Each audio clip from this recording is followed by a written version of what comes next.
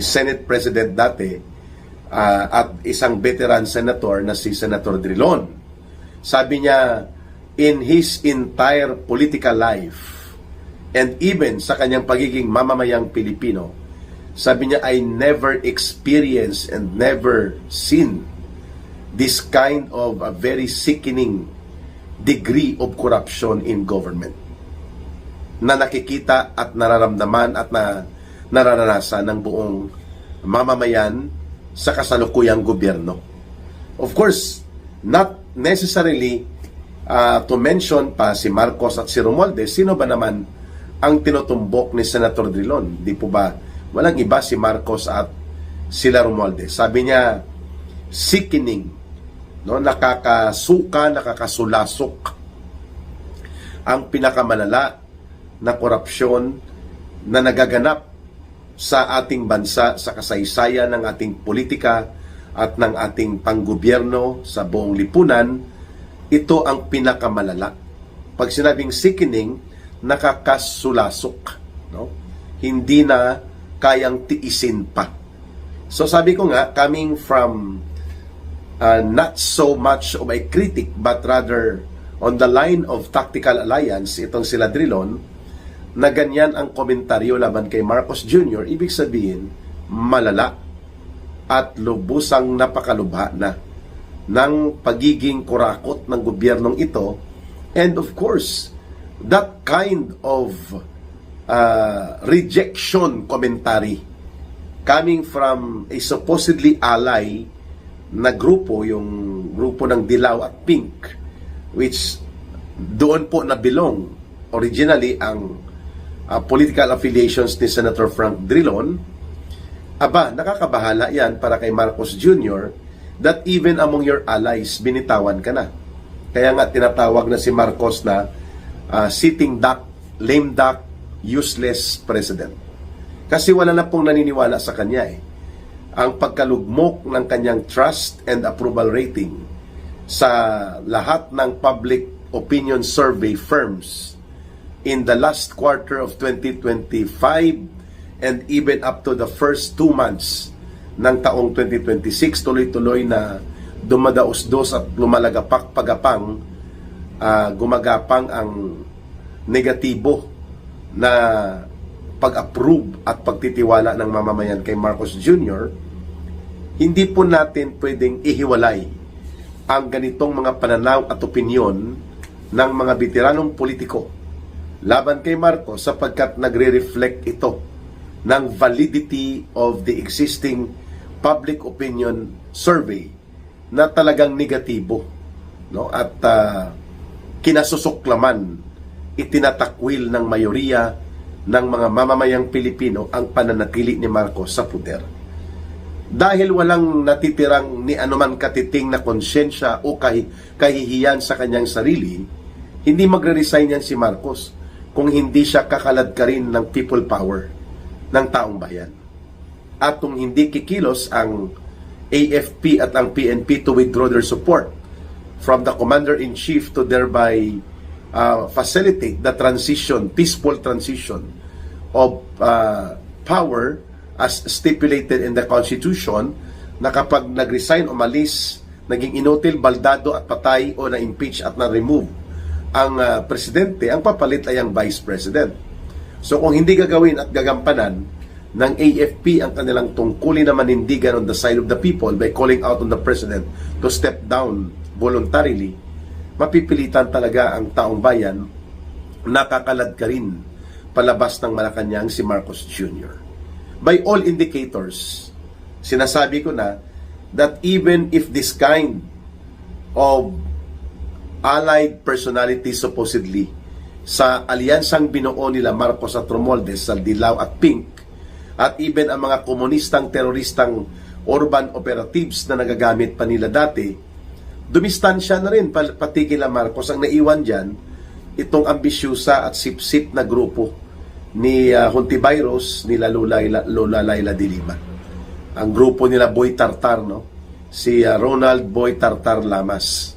Yan na lang po ang mga nagbibida-bida at ang Tulfo Brothers kay Marcos.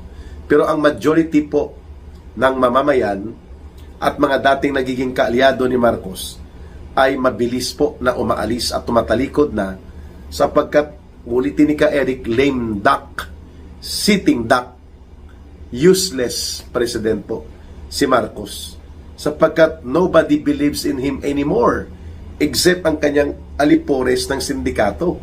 Mayoriya ng mga Pilipino kinasusuklaman siya.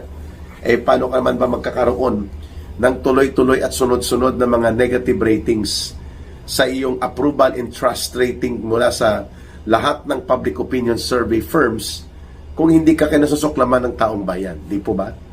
So, ano po ang nagtulak kay Senator Drilon upang gawin ang komentaryo na ito? Una, binanggit niya sa lahat ng pagkakataon sa 24 years na karanasan niya bilang senador at naging Senate President, ngayon lang siya nakakita kung paano dinadaya, ginagawang sindikato at istafa ang national budget. And kanino po ang principal na pananagutan kung ginagawang sindikato ang budget? Sa Presidente, of course, kasi siya ang nagpo-propose at nagsasubmit ng National Expenditures Program. At mula doon, pag-uusapan yan sa Kongreso at i-approve upang maging batas. Pero of all the three budget processes na nakita, 2023, 2024, and 2025 budget, and now, mabuti at nagdahan-dahan ang pagnanakaw at kurakutan nila sa mga pundo at allocables insertions dito sa 2026 budget. Pero doon sa unang 3 taon na mga budget ni Marcos, nakikita ni Frank Drilon, ni Senator Drilon, na ito ang pinakasindikato na budget. Coming from a veteran senator with more than 20 years, 24 years ang kanyang pagiging senador at naging mataas na opisyal ng kapulungan ng Senado, for him to comment na ito ang pinakamalala, pinakamarumi at pinakasinindikato na uri ng budget, hindi pa ba nakakaramdam ng hiya? Ang walang hiya. What an irony. Walang hiya at hindi nakakaramdam ng hiya itong gobyerno ni Marcos at Romualdez, dahil ang nagkikriticize sa kanila hindi na po mga kampo ng mga Duterte lamang. Cutting across political boundaries, nagsalita po si Senador Drilon tungkol sa pagiging sindikato ng budget. Cutting all beyond boundaries of political organizations. Nagsalita pati si Congressman Igay Erese, at siya mismo ay nandidiri sa uri ng pagkakasangkot nila Marcos Jr. at nila Romualdez dito sa sindikatuhan ng korupsyon at pandarambong, the way Congressman Igay Erese of Caloocan describe it, nang makita niya ang ilang mga nilalaman ng tinatawag na Adrian Bersamin files. Itong si dating Undersecretary ni Marcos na naging bagman, runner, operator niya sa pangungulimbat at pangungulikta ng kaban ng bayan, ay nagkaroon po ng pagbubunyag at pagpapakita ng mga ebidensya.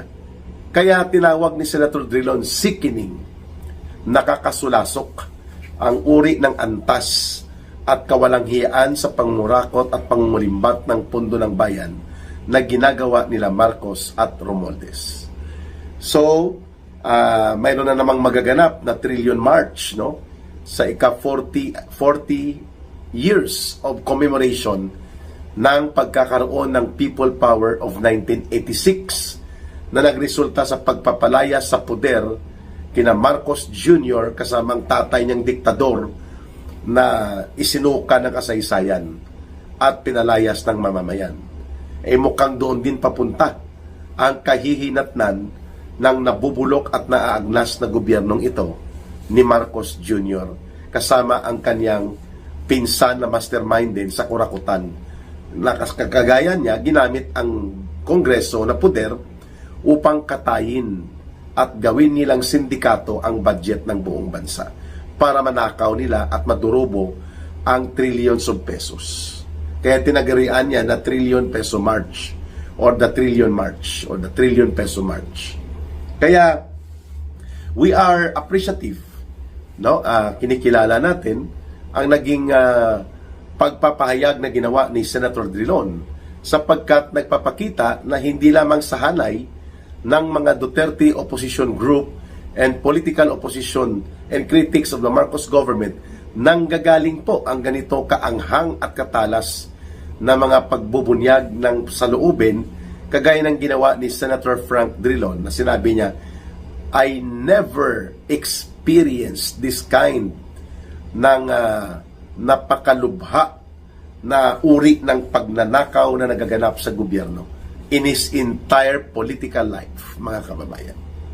So hindi ba nakakaramdam ng pagkakaroon ng tinatawag na conscience check ang iba pang mga miyembro ng gabinete ni Marcos and of course ng iba pang institutions of government like the AFP, the PNP, hindi ba kayo nakakaramdam kung gaano kabigat yung ganong pagbubunyag, matalas at direktang sinabi ni Senator Drilon na pinakamalala ang korupsyon na nagaganap sa gobyerno ni Marcos in the entire history ng Philippine politics and Philippine governmental development. Ito lang pinakamalala na gobyerno in terms ng pagnanakaw